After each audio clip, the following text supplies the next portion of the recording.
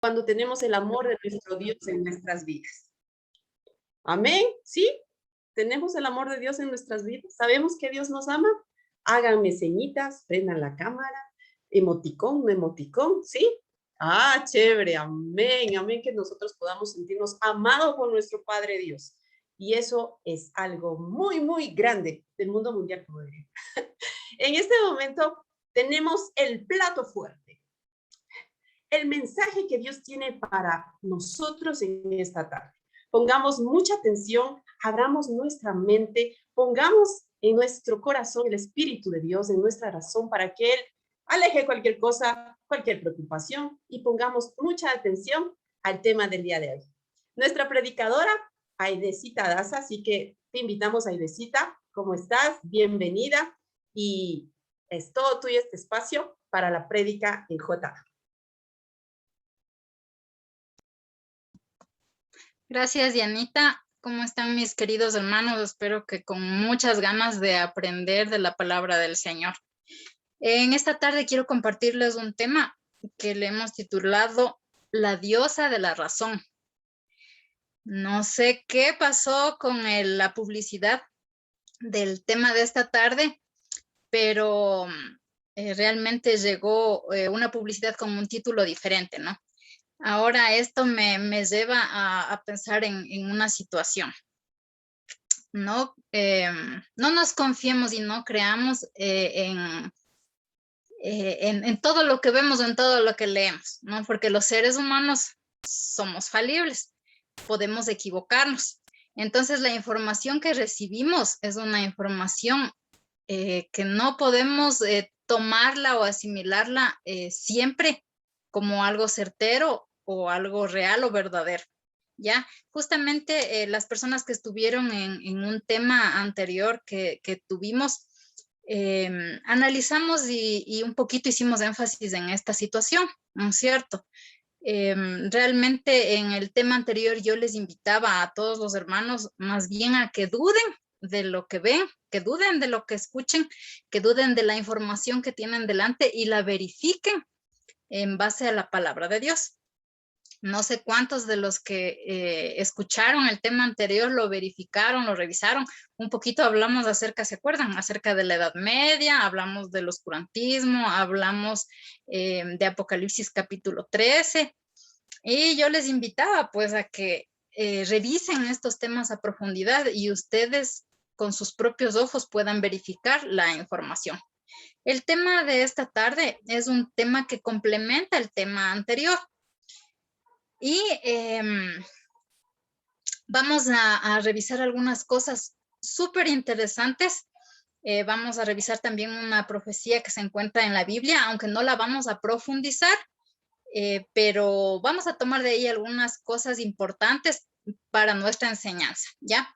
Entonces, primeramente, quisiera compartirles mi pantalla y también quisiera invitarles a que ustedes puedan pensar preguntas o aportar también, ¿no? Vamos a tener un tiempo para aportar un poquito al tema de parte de ustedes también. Entonces yo quisiera compartirles mi pantalla en este momento y por favor me avisan si es que sí se ve, ¿ya? Y si estoy partiendo correctamente porque yo todavía como que lucho un poquito con la tecnología. Entonces, denme un momentito. No sé si ahí estoy compartiendo correctamente. Sí, miran. Sí, ahí mis diapositivas. Sí, sí. Ya, no sé si ahí se me escucha bien, ¿todo bien? Todo calidad, Aidecita.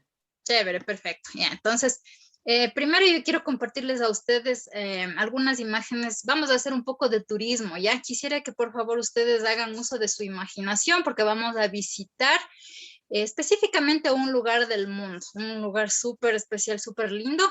No sé, ahí tienen ustedes una imagen de este lugar, de este país. Es una pista que les doy, es uno de los países más románticos del mundo. Un lugar donde todas las novias quisieran que sus novios les pidieran matrimonio. No sé si alguien ya sabe. ¿Qué país es este que estoy mostrando? Francia.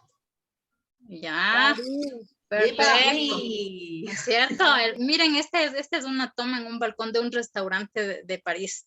Entonces, realmente París es considerado como uno de los países más lindos y más románticos del mundo, ¿no? Y ahí se ve una vista de la Torre Eiffel desde un restaurante ahí en París. Esta es una pileta, una plaza famosa, también ahí muy conocida en París.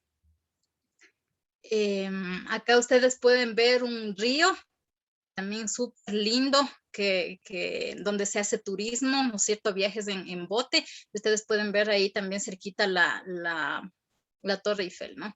Acá ustedes ven también otro de los ríos hermosísimos que hay allá en París. Este es el río Loira. Y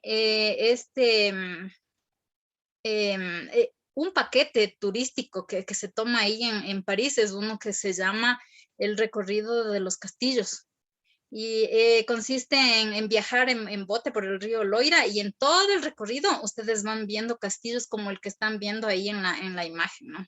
Ese es uno de los más lindos, pero cada uno es más bonito que el otro. Es como si ustedes pudieran regresar en el tiempo a esa época de los castillos. Y acá tenemos un lugar súper famoso también en Francia. ¿Quién sabe cómo se llama este lugar? La Catedral de Notre Dame.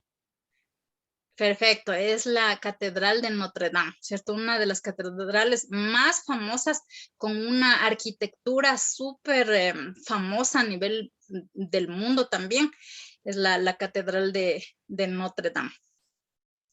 Ahora yo quiero invitarles a que hagamos un viaje en el tiempo, ¿no? Todas esas imágenes que yo les mostré anteriormente son imágenes que nos invitan como a pensar en un lugar súper lindo, súper romántico, en un lugar para hacer turismo, para relajarse, ¿no es cierto? Un lugar muy especial. Pero yo quiero ahora invitarles a que nosotros podamos hacer un viaje en el tiempo con nuestra imaginación, y vamos a regresar al mismo lugar, París, Francia, en los años de 1789 a 1799. ¿Quién sabe qué cosa importantísima ocurrió en este periodo de 10 años, entre 1789 y 1799? La Revolución Buenas Francesa. tardes. Justo iba a decir eso. Exactamente. Estos son los años durante los cuales duró la Revolución Francesa. Y eso, a partir de ahora, todo lo que vamos a mirar. Y yo les invito nuevamente a que ustedes puedan buscar en la historia, en libros, enciclopedias, que ahora son facilísimas de uno tener al alcance a través del internet, para que ustedes puedan ver y constatar todos los acontecimientos históricos que vamos a ver en este momento y que ocurrieron en París, Francia, ¿no? Uno de los países hoy en día más hermosos para visitar en el mundo. Pues si vamos a analizar la situación de la Revolución Francesa, ustedes van a encontrar en las enciclopedias muchísima información referente a la Revolución Francesa, porque estuvo involucrada ahí la nobleza, los reyes, estuvo involucrada situaciones complejísimas económicas, socioculturales, una serie de situaciones que fueron las que llevaron a la Revolución Francesa en este periodo de tiempo.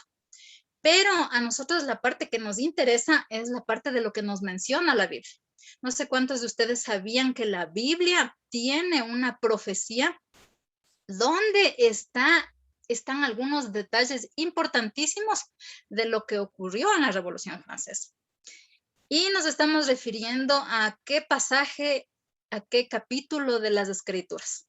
¿Dónde está registrada esta profecía que nos habla de este periodo de tiempo de la Revolución Francesa? ¿Quién sabe? Apocalipsis 11. Perfecto, Apocalipsis capítulo 11. Vamos a revisar rápidamente Apocalipsis capítulo 11. Voy a pedirles que busquen en sus Biblias Apocalipsis capítulo 11. No vamos a hacer un estudio de esta profecía, porque para eso necesitaríamos por lo menos 1 hora o 1 hora y media para analizar con detalle.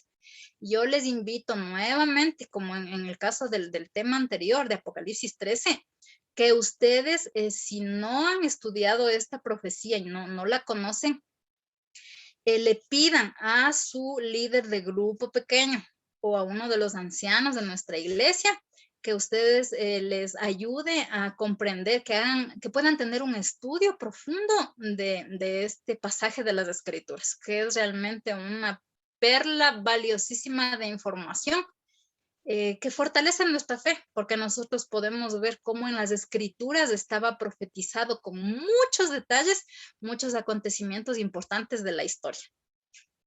Entonces nos vamos a Apocalipsis capítulo 11 y vamos a mirar solamente algunos versículos.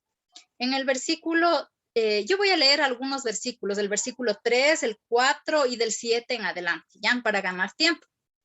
Dice así la palabra de Dios: y daré poder a mis 2 testigos, quienes profetizarán vestidos de saco durante 1260 días.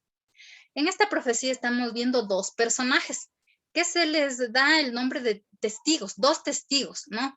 Y estos 2 testigos iban a profetizar, pero vestidos con ropa de luto, con sacos de silicio, ¿no? Vestidos con ropas de luto por un tiempo de 1260 días. Este periodo de tiempo ya lo mencionamos en el estudio anterior de Apocalipsis 13. Si ustedes miran en su Biblia Apocalipsis 13, capítulo 5, ustedes van a ver que se menciona el mismo periodo de tiempo, 1260 días, o lo que es lo mismo, 42 meses. Que nosotros ya lo sabemos que en profecía equivale a 1260 años. Sí, entonces aquí nos está diciendo que estos 2 testigos, estos 2 personajes iban a profetizar con ropa de luto durante este periodo de tiempo. ¿Y quiénes son estos personajes?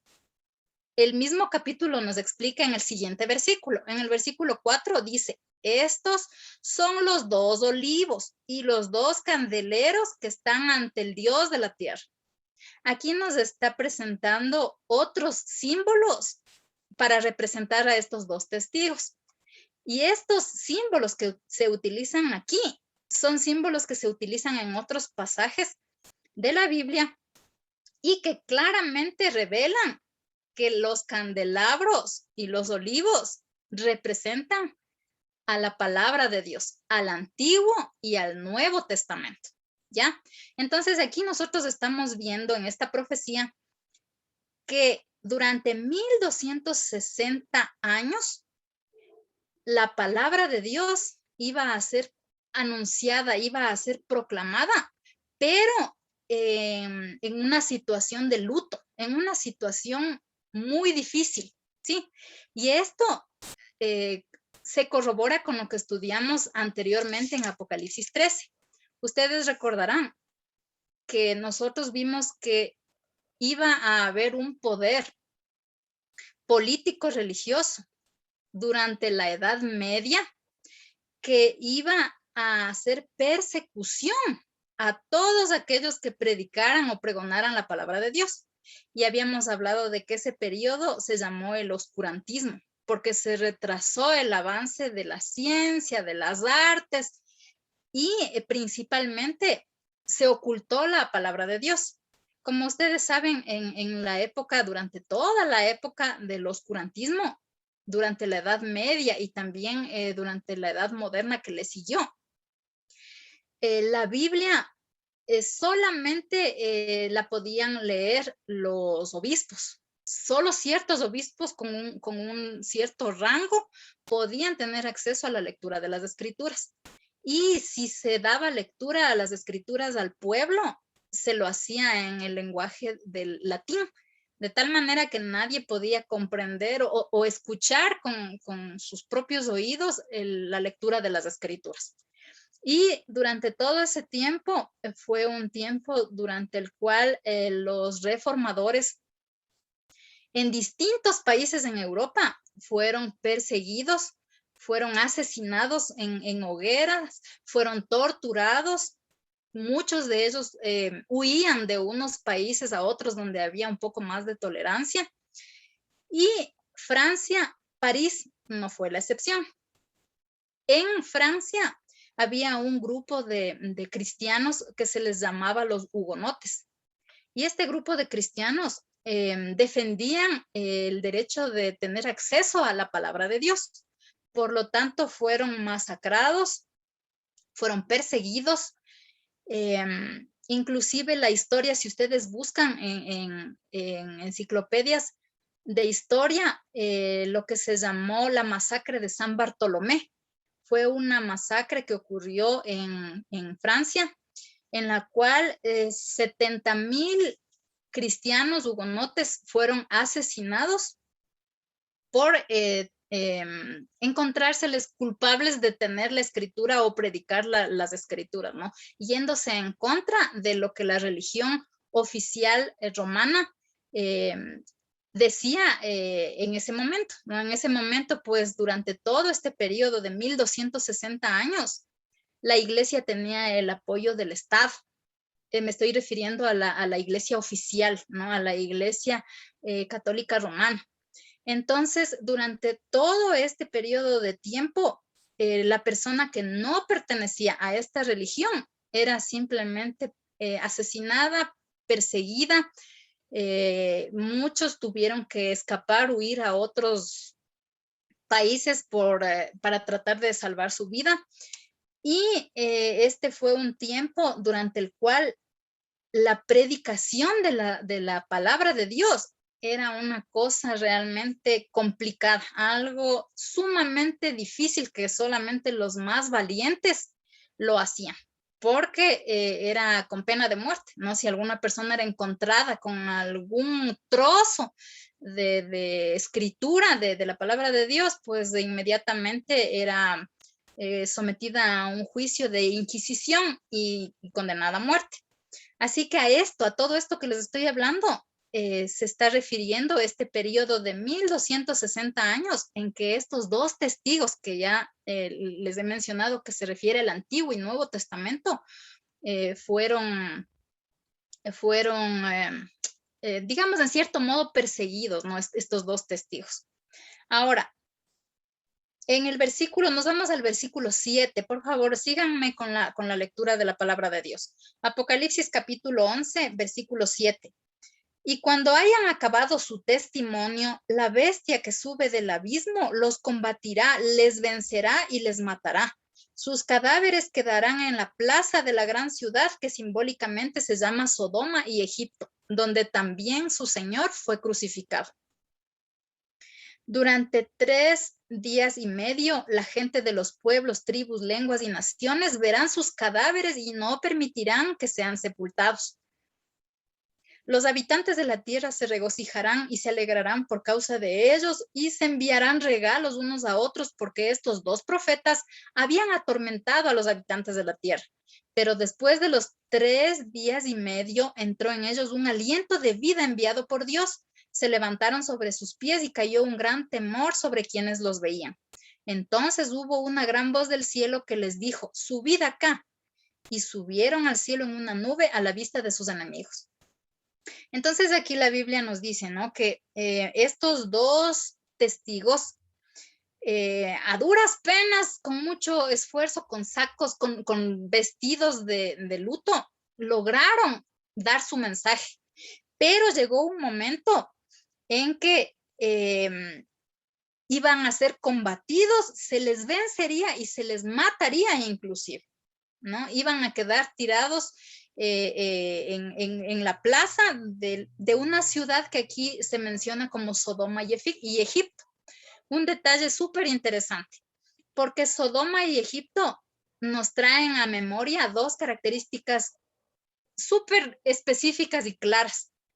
Sodoma se caracterizaba por qué, si ustedes me hacen un acuerdo.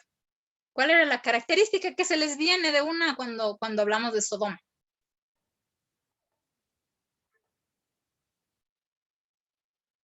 ¿Están por ahí? La característica de Sodoma era que era un país tan malvado, y sobre todo sodomistas. En otras palabras, pervertido, moralmente hecho pedazos. ¿No es cierto? Eso es lo que se nos viene cuando pensamos en Sodoma. Ahora, cuando nosotros pensamos en Egipto, nosotros podemos pensar en una situación muy peculiar también, que es el ateísmo.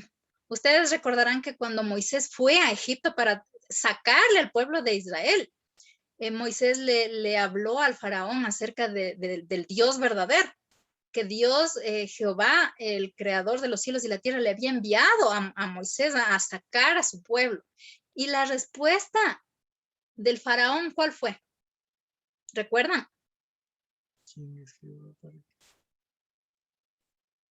¿Alguien recuerda la respuesta inmediata que el faraón le dio a Moisés? Sí, le dijo, ¿y quién es No Jehová? conozco a tu Dios. Exacto. ¿Y quién es tu Dios? No le conozco a ese Dios. ¿Quién es ese Dios? ¿No? Entonces, la característica de Egipto es el ateísmo, el no reconocer, el no querer saber, no querer reconocer al Dios verdadero. Ahora, qué interesante que después de 3 días y medio que quedaron muertos estos 2 testigos, dice que ellos fueron resucitados.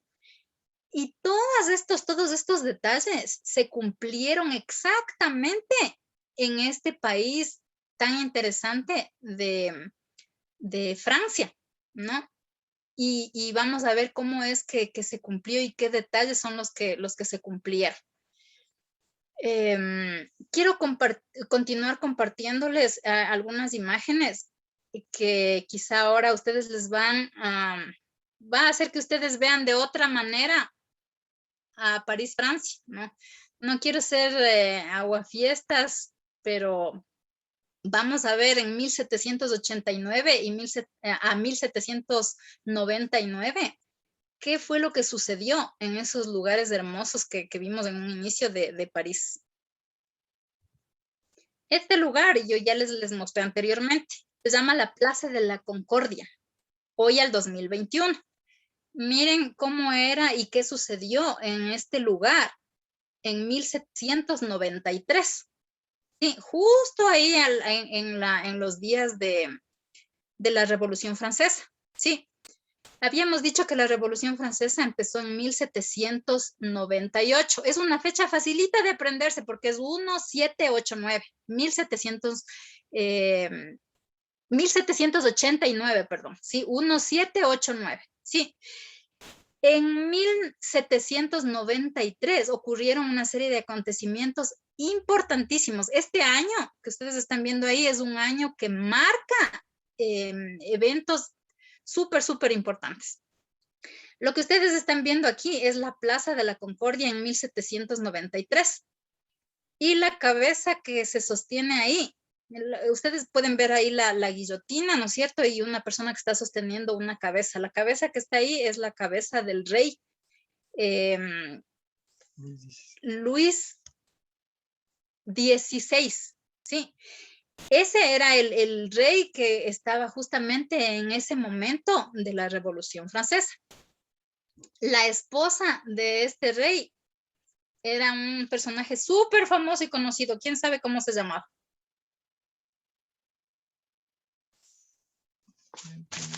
¿Alguien se acuerda? Súper conocido el nombre.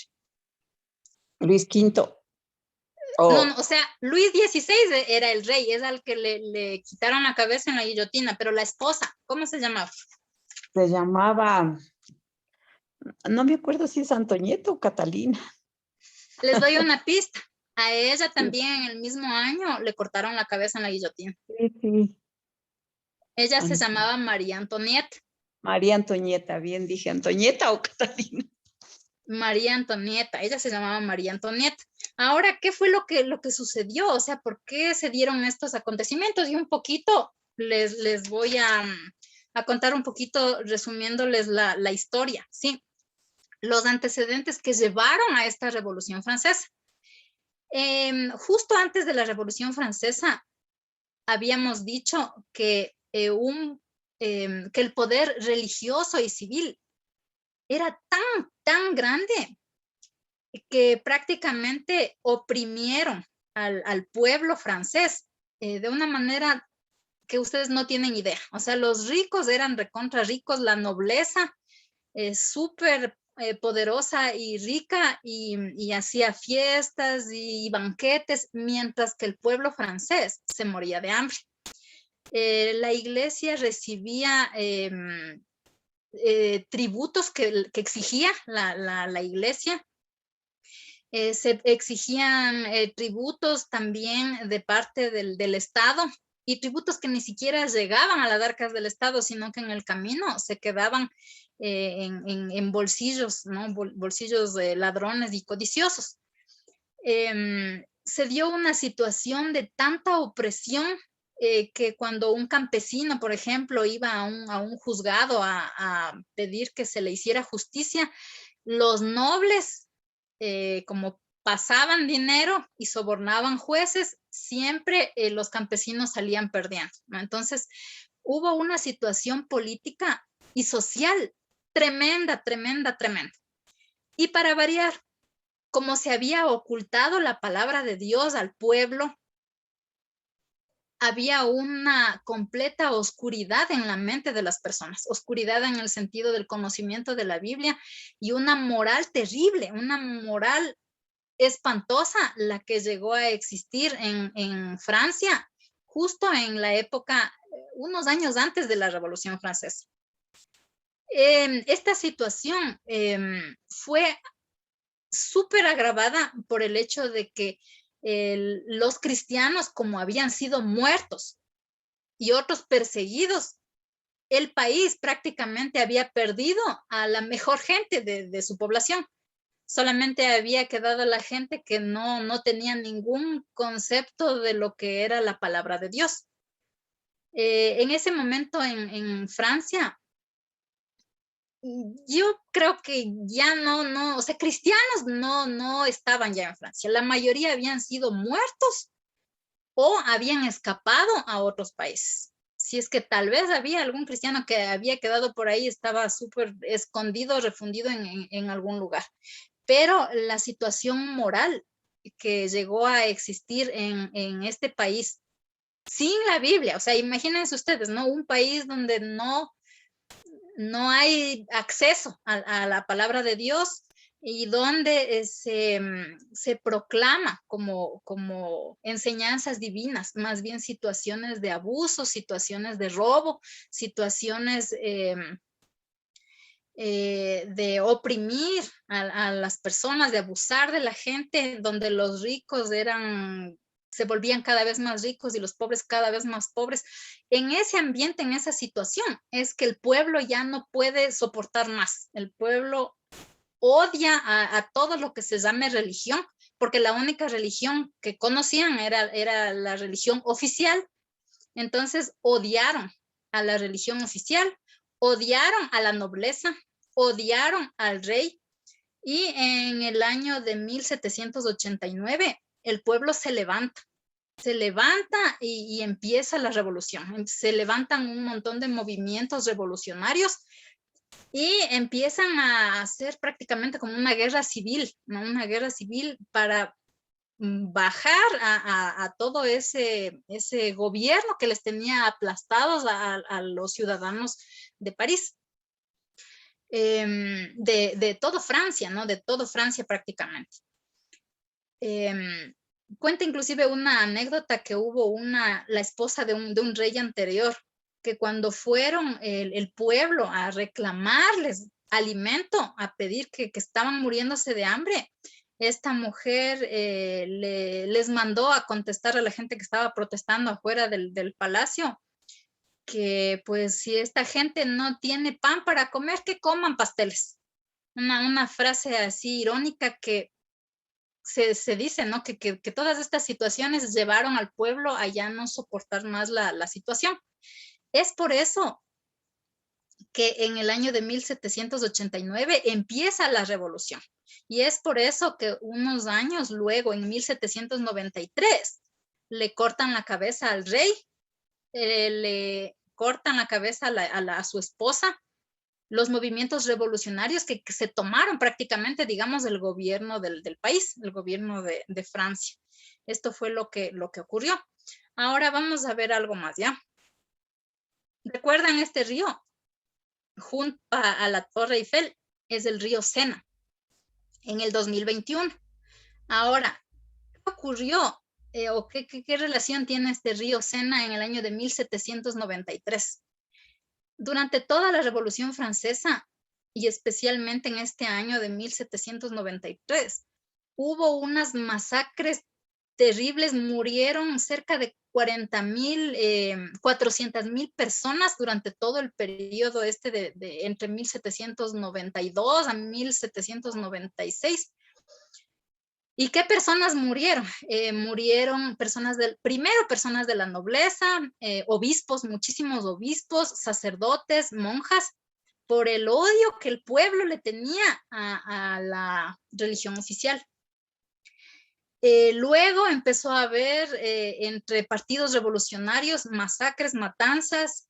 Dice la historia que todo el mundo tenía miedo, los vecinos no podían saludar entre ellos porque podían ser vistos por algún espía y acusados de ser traidores de los partidos revolucionarios y enseguida se les condenaba a muerte.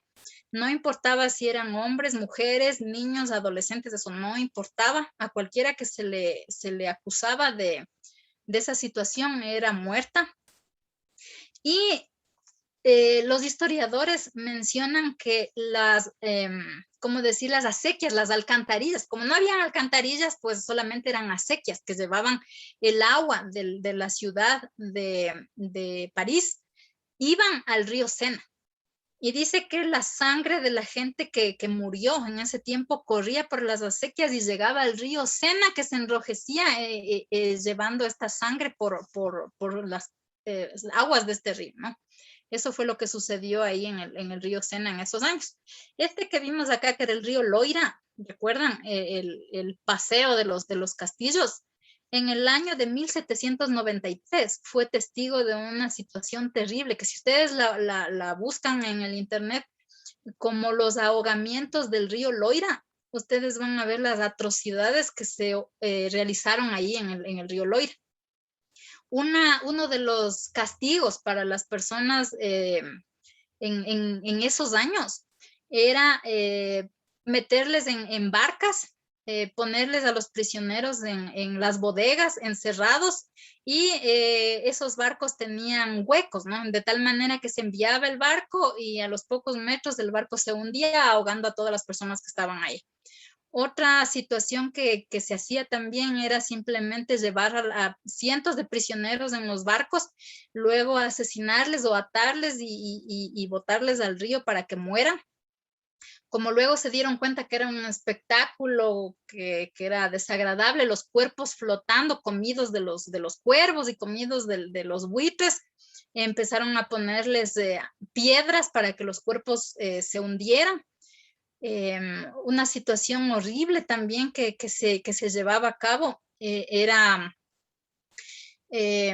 atarles de dos en dos, o sea, amarrarles de dos en dos desnudos, y a eso ellos les llamaban en tono de burla matrimonios submarinos. Les amarraban en parejas desnudos y les botaban que se ahoguen amarrados a piedras. Y eso generalmente lo hacían en un sentido de burla, amarrando a monjas con sacerdotes para que murieran ahí. Entonces, como ustedes pueden ver en esta época, fue una época que se dio la vuelta o se volteó la tortilla. Todas las masacres, los suplicios, las hogueras que la religión oficial y el Estado habían hecho con los cristianos, ahora lo estaban cosechando los sacerdotes, los obispos, las monjas, los nobles y muchísimos civiles también.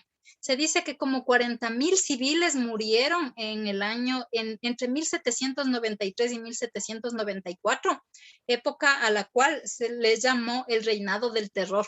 Si ustedes buscan en la historia, en los libros de historia, así se les llama a estos años, de 1793 a 1794, por estas cosas horribles que sucedieron en esos días. Y nos vamos a la Catedral de Notre Dame. en el 2021. En esta catedral ocurrió un acontecimiento que marcó el resto de la historia y un acontecimiento importantísimo como cristianos que quisiera que ustedes no lo olviden nunca. En 1793 se tomó a una mujer y se le nombró la diosa de la razón. En 1793 se nombró una especie de asamblea. Y esta asamblea, en este año de 1793, se puso de acuerdo en eliminar la religión cristiana del país de Francia. En este año de 1793, Francia se declara un país ateo, un país que no cree más en Dios, y se declara que la única diosa que será adorada en Francia sería la diosa de la razón. Se toma a una mujer y se le hace como una representación, ¿no?, de que ella es la diosa de la razón. Se le lleva en una procesión a la catedral de Notre Dame, se le hace subir al altar mayor y se le declara a ella como la diosa que Francia tenía porque se había desechado a Dios. También en estos días, en estos acontecimientos, en esta ceremonia que se hace, se le toma al obispo de ese momento de ahí de París. Y este hombre, pues por no perder su vida o no sé si por convicción, se saca sus adornos sacerdotales y declara que él ya no es más sacerdote, que Dios no existe, que él no cree en Dios y que él deja el sacerdocio. Muchísimos otros sacerdotes le siguen también a él, inclusive muchos se casan y dejan sus hábitos, por así decirlo, ¿no? Declarando que Dios no existe y que ellos ya no practican el cristianismo. Así que en este año de 1793, con esta situación que les estoy mencionando, Francia se convierte en el primer y único país que por asamblea constituyente declara que la religión cristiana no existe, que es prohibida la misa, los misales, las Biblias, que Dios no existe y que es un país ateo. Es la primera vez en la historia que esto ocurre. En esta imagen que ustedes están viendo aquí, que es una obra de arte de esa época de un pintor, ustedes están viendo algo de lo que ocurrió y ustedes pueden ver en el círculo rojo que se muestra ahí cómo esta mujer está pisoteando un crucifijo con la imagen de Cristo. Es por eso que esta situación, siendo tan importante, tan impactante, fue puesta como una profecía en la palabra de Dios de esto que sucedió. Ahora voy a dejar de compartirles un momento y quiero mencionarles algo importante. Toda esta barbarie, todas estas cosas horribles que ocurrieron en Francia se dieron primero porque el terreno se preparó cuando se desechó la Biblia. Previamente ya la Biblia, como les había dicho, ya era prohibida. Y luego, en este año en que Francia se declara un país ateo, se toman las Biblias por montones y en las plazas públicas son quemadas. Literalmente, si ustedes buscan los libros de historia, ustedes van a encontrar que literalmente se hicieron fiestas por esta situación que estaba ocurriendo en Francia, porque supuestamente estaban librándose de la ignorancia, librándose de la opresión, o sea, supuestamente estaban obteniendo su libertad los franceses al hacer todo este tipo de cosas. En ese año de 1793 empieza ese tiempo que nosotros leíamos en Apocalipsis 11, que los 2 testigos quedaron muertos durante 3 días y medio. Como ustedes saben, en profecía, cada día representa un año. Y literalmente durante 3 años y medio, Francia vivió una época moral terrible, espantosa, muertes terribles como las que yo ya les mencioné, cuando les hablé del río Sena, del río Loira, de todas esas cosas horribles que ocurrieron. Todo eso fue luego de 1793, cuando le proclamaron a esa mujer como la diosa de la razón. Así que nosotros estamos viendo cómo todas estas barbaries, estas cosas horrorosas que ocurrieron en Francia, se produjeron, número uno, por desechar la palabra de Dios, ¿no? Porque la gente ya no tenía acceso primero a la palabra de Dios y después voluntariamente el pueblo desechó y quemó las Biblias. Y en segundo lugar, estas cosas ocurrieron también porque al desechar la Biblia, al desechar a Dios, la gente se aferró a otro Dios, a un Dios que les daba falsa seguridad, a la diosa razón. Sí, se aferraron a la razón. En esta época hubo un personaje que se llamaba Voltaire, que fue cabecilla en esta situación de acabar con todo lo que era religión. Ahora vamos a la parte práctica. El día de hoy, si nosotros no miramos el pasado y los errores que cometieron muchas personas o naciones en el pasado, nosotros podemos llegar a una situación similar o peor que la que ya ocurrió.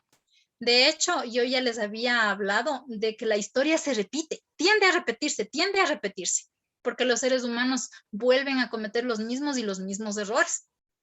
Hoy en día, quizá no hemos vivido todavía una revolución o situaciones de persecución o muerte como en la época de la Revolución Francesa. Pero sin embargo, hoy en día también se ensalza a la ciencia, se ensalza a la razón, se ensalza a la medicina, se ensalza al razonamiento, en lugar de la palabra de Dios. Nuestro fundamento como cristianos es la Biblia, no es la ciencia. No son los descubrimientos científicos, no es la medicina. La ciencia, la medicina tiene que apoyarse en la palabra de Dios y tiene que ser filtrada a través de la palabra de Dios. Hoy en día se le da muchísima importancia a lo que dice la ciencia, aun cuando esté o sea contraria a lo que dice la Biblia. Igualmente con la medicina. A la medicina o a la palabra del médico se le toma como la palabra de Dios. Estaba yo viendo un estudio psicológico acerca de las enfermedades terminales y lo que los médicos les dicen a sus pacientes. Y en este estudio decía que muchos pacientes, cuando el médico les dice, tiene 6 meses de vida, esa persona literalmente se muere a los 6 meses. ¿Por qué razón? Porque nosotros le hemos llegado a considerar al médico o al científico como una autoridad, como una persona que no se equivoca. Y psicológicamente, muchas personas, del momento que el médico le dice que no tiene remedio, que se va a morir o que tiene tantos meses de vida, pues la persona inconscientemente, cada célula de su cuerpo lo cumple lo que el médico le está diciendo. Actualmente también tenemos medios en el internet como la Wikipedia. ¿Quién duda de la Wikipedia? Lo que la Wikipedia dice, pues así será, ¿no? Porque es una enciclopedia. Entonces, a veces le damos más importancia a la ciencia. Los medios de comunicación. Cuando un medio de comunicación nos da una noticia, nosotros creemos que es cierta. Sin dudar, sin pestañear, nosotros creemos que es verdad lo que nos están mostrando los medios. Cuando nuestros ojos pueden engañarnos fácilmente, porque las imágenes son manipulables. A mí me pueden estar mostrando la imagen de una persona matándole a otra y la persona que me está dando la noticia me puede decir, el fulano le mató a la mengana, no a una señora. Pero bien, puede ser al revés, puede ser que esa persona estaba defendiéndose de algo, puedo yo estar viendo una noticia de años atrás, que no es actual. O sea, 1000 cosas pueden ser manipuladas a través de los medios de comunicación y un poco de eso ya hablamos en el tema anterior. Miren que la ciencia y la medicina, si nosotros vemos el pasado, nos vamos a dar cuenta que han cometido muchos errores y errores gravísimos. Sí, nuevamente yo quiero compartirles rápidamente mi pantalla porque quiero que vean. Quiero que vean algunos, solo tres errores gravísimos que cometió en algún momento la medicina. Solo hablando de la medicina. Miren, esto ustedes pueden corroborar y verificar, ¿no? Si ustedes buscan en enciclopedias o en internet. La catástrofe de la talidomina. La talidomina fue una sustancia que se usó entre 1953 y 1963. Fue una medicina que una farmacéutica sacó para ayudar a las mujeres embarazadas con sus náuseas. Y resulta que fue aprobada por la FDA porque se hicieron las pruebas pertinentes en chimpancés, en monos, y supuestamente no habían efectos secundarios. Sin embargo, unos años después de 1963, miles de niños resultaron con malformaciones. Los niños nacían sin las extremidades.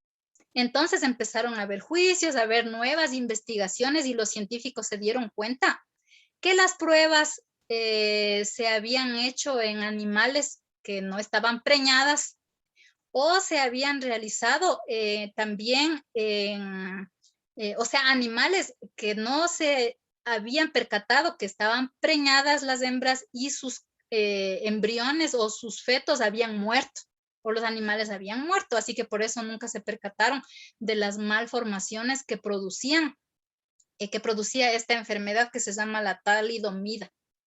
Y les cuento que hasta hace poco yo escuché una noticia que mencionaba que en los países tercermundistas, luego de 1963 que ya se descontinuó, ya se dejó de usar en Estados Unidos la talidomida, este medicamento se siguió vendiendo en los países del tercer mundo durante muchos años más.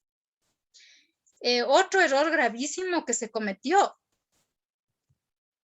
fue acerca del tabaco. Entre 1920 y 1950 los médicos recomendaban el consumo de tabaco. Inclusive se hicieron muchas publicidades utilizando médicos, publicidades como las que ustedes están viendo en pantalla, eran utilizadas por las empresas tabacaleras para promover su producto, porque los médicos motivaban y recomendaban el consumo de tabaco. Fue después de 1950 que se descubrió que había una relación directa entre el consumo de tabaco y el cáncer. La técnica del picayelo se usó entre 1945 y 1980 en psiquiatría. Consistía literalmente en utilizar un picayelo para destruir la parte prefrontal del cerebro, introduciendo con un martillo el picayelo en la parte en la parte superior del párpado superior, o sea, introducir el picayelo entre el párpado y el ojo y golpear y remover la parte frontal del cerebro para destruir esa parte. Esta técnica era una técnica que todos los médicos, los psiquiatras lo utilizaban, se hacía sin anestesia general, sino solo con anestesia local, y se utilizaba para calmar a los enfermos mentales, especialmente los que tenían ansiedad o tenían problemas de nerviosismo. Y lógicamente que luego de esta técnica que se llamaba lobotomía, los pacientes ya no estaban ni estresados ni tensos porque salían como zombies. Salían fuera de la realidad, o sea, eran como personas que estaban en coma, pero caminando, o sea, como zombies prácticamente. Esta técnica luego de 1980 ya se dejó de utilizar, ustedes entenderán las razones por las cuales se dejó de utilizar. Pero ¿a dónde voy con esto? No hemos visto solo 3 casos de medicina donde la ciencia se equivocó y se equivocó gravemente a costa de miles de vidas humanas. Sí. No seamos crédulos, hermanos. Nuestro filtro y nuestro asentadero es la palabra de Dios. La palabra de Dios nos ha dejado a nosotros principios de salud, principios de educación, principios de familia, de psicología, de psiquiatría, en todo ámbito. Entonces nosotros apoyemos lo que creemos en la palabra de Dios y filtremos lo que los médicos, lo que los científicos, lo que los medios, lo que la Wikipedia dice, mirando lo que dice la palabra de Dios. Nosotros inclusive a veces caemos en creer ciegamente en autoridades en el ámbito de la religión. A veces porque un pastor lo dice, nosotros damos por sentado que es así. A veces hay personajes públicos famosos dentro del ámbito de la iglesia que por el hecho de ser conocidos nosotros creemos ciegamente en lo que nos están diciendo.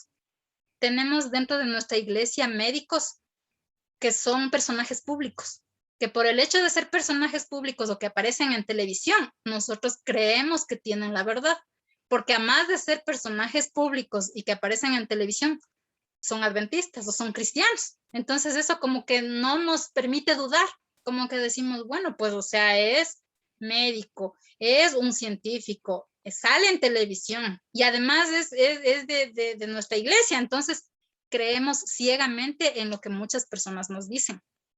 Hay pastores muy conocidos también dentro de nuestra iglesia que porque lo son y porque tienen excelentes temas bíblicos, nosotros damos por sentado que todo lo que están diciendo no es posible que sea o que tenga errores. Hermanos, estamos viviendo un tiempo en el cual el enemigo es sumamente astuto para entramparnos. Nuestro único sostén es la palabra de Dios. No permitamos que nuestra mente, nuestra conciencia, nuestro pensamiento sea llevado, como dicen, como una cáscara de nuez, por lo que nos dice un pastor, por lo que nos dice una fuente oficial, entre comillas. Mucho ojo, fuentes oficiales se han equivocado. Por ejemplo, este caso de la talidomida que yo les decía, fue aprobado por la FDA como un producto seguro, porque se pensó que los científicos y los farmacéuticos que lo desarrollaron no se equivocaban y nadie dudó, ni siquiera la FDA. Y les cuento que hoy en día, a propósito, esta talidomida sigue usándose, ya no para aliviar a los síntomas de las embarazadas, sino que está utilizándose supuestamente para ayudar en tratamientos contra el cáncer. La única contraindicación es que la persona no esté embarazada para utilizar este producto. Y se utiliza con la venia de la Organización Mundial de la Salud. ¿Sí? Hay muchas organizaciones que son oficiales, pero que si ustedes investigan un poquito, son muchas organizaciones que están financiadas por farmacéuticas, por empresarios, por multimillonarios que tienen intereses económicos atrás. Entonces yo les invito a que ustedes no se dejen llevar por lo que dicen las fuentes oficiales, por lo que dicen personajes conocidos o personajes públicos reconocidos, sino que siempre lleven todo a una revisión en la palabra de Dios. Lo que yo les estoy diciendo, el tema que yo les he dado, la profecía de Apocalipsis 11, los datos históricos que yo les he dicho, duden, hermanos. Yo les estoy invitando a que ustedes duden de mis palabras. Vayan, cojan la Biblia, cojan los escritos del espíritu de profecía. Si ustedes quieren ampliar esto, el conflicto de los siglos, el capítulo que habla de la Revolución Francesa, a ustedes les va a dejar impresionados. Y tiene muchísimas, y cita muchísimas fuentes de enciclopedias y datos históricos. Entonces no se queden con la palabra de alguien que les está diciendo cualquier cosa. Hechos capítulo 17:11, yo ya les mencioné en el tema anterior. Hechos 17:11 nos dice, nos habla acerca de los hermanos de Tesalónica. Dice que ellos examinaban cada día las escrituras para ver si las cosas eran así. Ellos no se creían cualquier cosa o cualquier noticia por ahí que algún hermanito iba llevando, ¿no? Porque en ese tiempo no habían redes sociales o televisión o medios de comunicación, sino solamente la información que se pasaba de boca en boca. Y son ellos exaltados, halagados, ¿no? Por esta forma de ser, de no creerse cualquier cosa, sino de revisar y examinar cada día las escrituras para comprobar si las cosas que escuchaban eran así. Isaías 48 dice que puede pasar el tiempo, las flores se secan, se marchita la hierba, pero la palabra de Dios no cambia, permanece para siempre. es la única cosa segura que nosotros tenemos en la vida, la palabra de Dios, las escrituras. En este momento a mí me gustaría que si alguno de ustedes quisiera comentar algo o quisiera preguntar algo o añadir algo con respecto a este tema que es súper amplio y se nos ha ido rapidísimo el tiempo, ustedes puedan aportar o preguntar o comentar. No sé, tal vez unos 2 o 3 minutitos tenemos para hacer eso.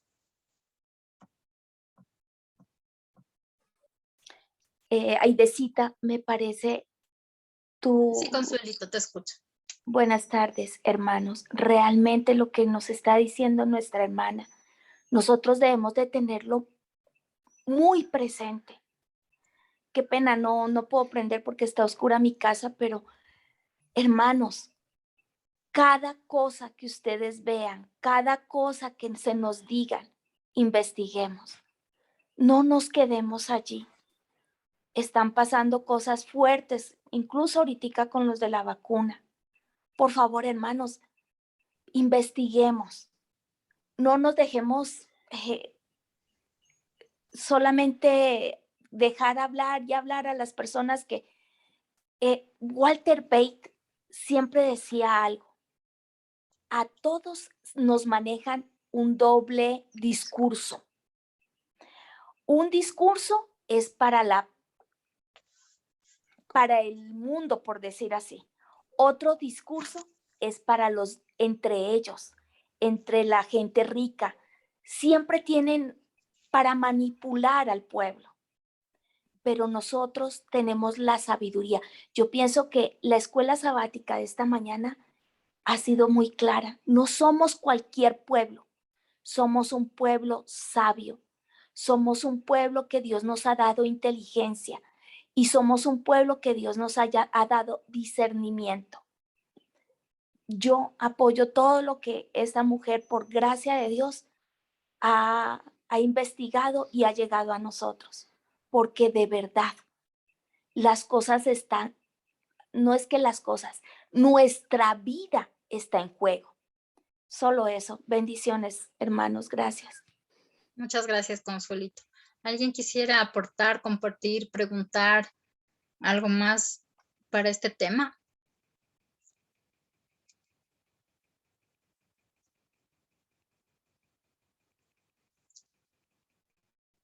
Espero que...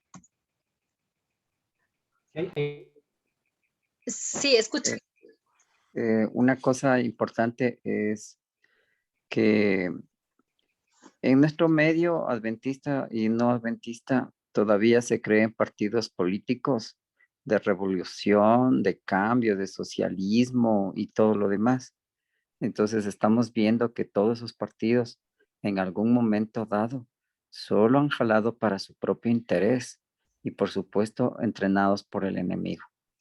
Nosotros sabemos, mis queridos hermanos, que en la historia de este mundo hemos visto que se han hecho cosas en nombre de Dios que no han sido de Dios. Y miren, qué interesante es lo que pasó en la Revolución Francesa. Llevaron al extremo la gente, al extremo de la pobreza, como pasó o casi les pasa a nuestros vecinos de Venezuela. Llevaron a una extrema pobreza para quedarse con el poder de su pueblo, de su país rico. Entonces, y Latinoamérica iba a estar por ese camino de revolución del siglo XXI. Y lo único que quieren es llevarnos a una pobreza tal y a un desborde de los ricos y de los pobres, donde el pobre sea más pobre y el rico más rico, para que en un momento dado la gente diga, o queremos un líder mundial que aclare las cosas y nos lleve al bien, o una revolución parecida a la francesa donde se destierre a Dios. Eso nada más, hermanos. Tremendo, gracias, Pablito. Y me haces acuerdo, ¿no? Que en Francia, gracias a Dios, justo a los 3 años y medio, la misma asamblea que decretó que Dios no existe y le puso a esa mujer como diosa de la razón, la misma asamblea, luego de 3 años y medio, tuvo que otra vez permitir el manejo de las escrituras para el pueblo, y que nuevamente el cristianismo pudiera circular en Francia. Porque durante esos 3 años y medio fue el infierno en la tierra, hermanos. El infierno en la tierra. Lo que yo les he contado y les he mostrado no es nada para lo que ustedes pueden encontrar en las enciclopedias de historia. No sé si alguien parece que quería comentar algo más. Sí, Pepito, te escuchamos. Sí, Aidecita, sí, este asunto de la medicina. Bueno, todos los que me están viendo ahora saben que yo soy médico. Me gradué en el 1978. Cuando uno sale de la universidad, en estas universidades uno piensa que lo sabe todo.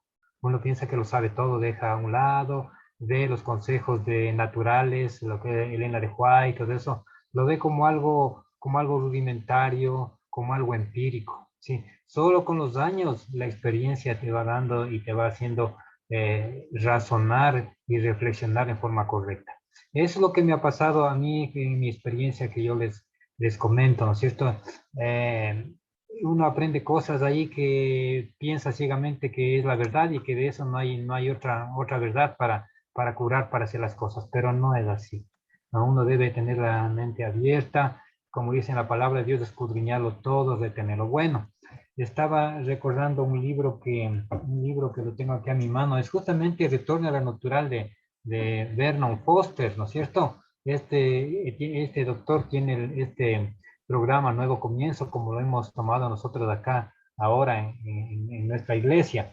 Sí, él estaba comentando, dice, de cosas, de situaciones y métodos que se hacían hace unos 40 años, nomás dice él, hace unos 40 años, a ciertos niños, dice, que presentaban grados de inquietud medios nerviosos, medios hiperactivo, les irradiaban la glándula timo que existe acá atrás del esternón, ¿no es cierto? En los pequeñitos del timo es bien desarrollada esta glándula, que es una glándula obviamente tipo inmunológica, una glándula muy, muy importante que ayuda en la inmunología, especialmente en esa edad de los pequeños, y es muy grande en los niños de esta glándula. Sí, entonces lo irradiaban a estos niños diciendo que de esta manera van a quitarle esta hiperactividad, ¿no es cierto? Pero luego de poquitos años se dan cuenta de lo que estoy diciendo y que es una glándula muy importante para la inmunidad. Entonces, varias se hacían cosas tremendas, sí, y eran consideradas como verdades absolutas y la gente se sometía a eso. Entonces, nuevamente lo que dijo Aide, ¿no es cierto?, en su intervención, uno debe analizar bien las cosas, averiguar bien las cosas, especialmente cuando se trata de salud, ¿no es cierto?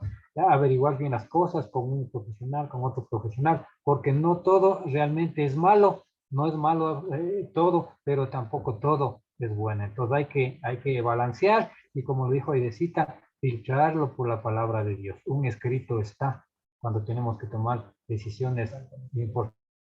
Entonces, mucho cuidado porque ahora hay información, uno se ahoga en información por medio del internet y no todo es cierto, no todo es cierto, tengamos mucho cuidado. Así es. Yo no les he dicho, por si acaso, aclaro, no he dicho que el médico no sirve o que no vayamos al médico o que no vayamos al psicólogo o que no vayamos al psiquiatra, o sea, no, esa no es la idea. La idea es que lo que el médico me dice, lo que el psicólogo me dice, lo que el psiquiatra me dice, lo que el científico me dice, yo tengo que filtrar por la palabra de Dios. Porque en la palabra de Dios están los principios acerca de la salud, acerca de la psicología, acerca de la moralidad. Miren que hoy en día la homosexualidad es considerada como algo normal por la ciencia, por la psiquiatría, por la medicina. Entonces, ¿yo qué voy a aceptar? ¿Lo que me dice la ciencia o lo que me dice la Biblia? Hoy en día se está probando el aborto en muchísimos países en ciertas circunstancias. ¿Y yo qué voy a aceptar? ¿Lo que me dice el médico? ¿Que el médico me diga que el feto no es un ser vivo? ¿O lo que me dice la palabra de Dios? Que Él me formó desde el vientre de mi madre. Entonces, miren cómo nosotros tenemos que tener bien clara la palabra de Dios en nuestra cabeza, en nuestra mente y en nuestro corazón, para que nosotros podamos discernir lo que nos dice la ciencia, el médico, el psicólogo, los medios de comunicación, el pastor de mi iglesia, el maestro de escuela sabática que me comparte sus conocimientos del sábado.